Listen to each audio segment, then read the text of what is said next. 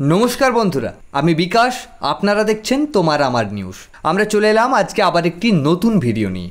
আমাদের আজকের বিশেষ প্রতিবেদন, পশ্চিমবঙ্গ সহ গোটা দেশে এবার শুরু হতে চলেছে ভোটার তালিকার বিশেষ নিবিড় পরিমার্জন অর্থাৎ SIR। নির্বাচন কমিশনের সর্বশেষ বৈঠকে জানানো হয়েছে দুর্গাপূজা এবং দীপাবলি উৎসব মিটলেই অর্থাৎ অক্টোবর থেকেই দেশ জুড়ে শুরু হবে এই প্রক্রিয়া। বিহারে ইতিমধ্যেই এই প্রক্রিয়া শুরু হয়েছিল আর তা ঘিরে বিতর্কও তৈরি হয়েছিল, কারণ কমিশনের খসড়া তালিকা থেকে বাদ পড়েছিল প্রায় 65 লক্ষ ভোটারের নাম। সেই নিয়ে প্রশ্ন গড়িয়েছিল সুপ্রিম কোর্ট পর্যন্ত।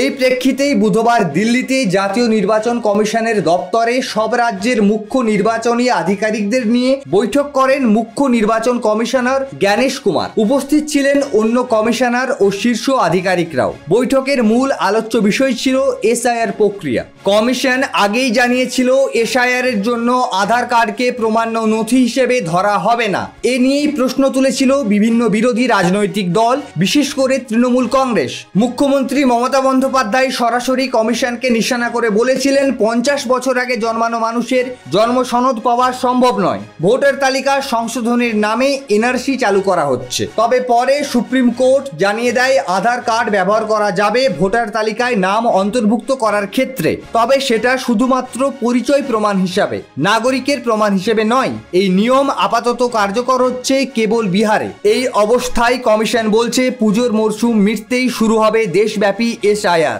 বিশেষ গুরুত্ব দেওয়া হচ্ছে পশ্চিমবঙ্গে, কারণ আগামী বছরই এখানে বিধানসভা নির্বাচন। উল্লেখযোগ্য, শেষবার SIR হয়েছিল 2002 সালে। 2 দশকের বেশি সময় পর ফের এই উদ্যোগ নিচ্ছে নির্বাচন কমিশন। তবে কতটা সময় লাগবে এই প্রক্রিয়ায়? মুখ্যমন্ত্রীর দাবি এটি কোনো 2-3 মাসের কাজ নয়, বরং 3-4 বছর পর্যন্ত সময় লাগতে পারে। ফলে এখন দেখার উৎসবের পরে শুরু হওয়া এই বিশেষ ভোটার তালিকা পরিমার্জন কতটা মসৃণভাবে এগিয়ে নিয়ে যেতে পারে নির্বাচন কমিশন। সম্পূর্ণ প্রতিবেদনটি নিয়ে আপনার কি মনে হয় কমেন্ট করে জানাতে ভুলবেন না। আমাদের আজকে দ্বিতীয় বিশেষ প্রতিবেদন, হাসিনা পরবর্তী জামানায় প্রথম ছাত্র ভোটে একক আধিপত্য জামায়াতপন্থীর। প্রায় 6.5 বছর পর ঢাকা বিশ্ববিদ্যালয়ে অনুষ্ঠিত হলো ডাকসু নির্বাচন। শেখ হাসিনার আওয়ামী লীগ সরকারের পতনের পর এই ভোটে নজর ছিল সবার।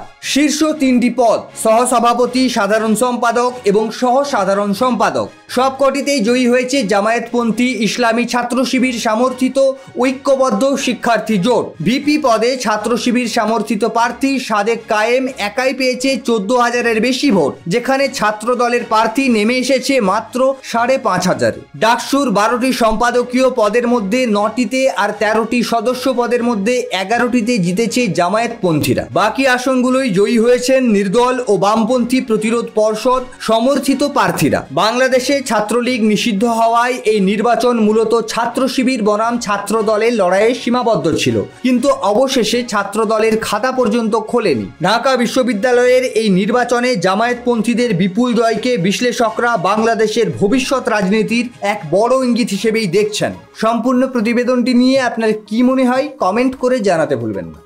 আমরা আগামীকাল আসছি আবার একটি নতুন ভিডিও নিয়ে। ততক্ষণ পর্যন্ত ভালো থাকুন, সুস্থ থাকুন।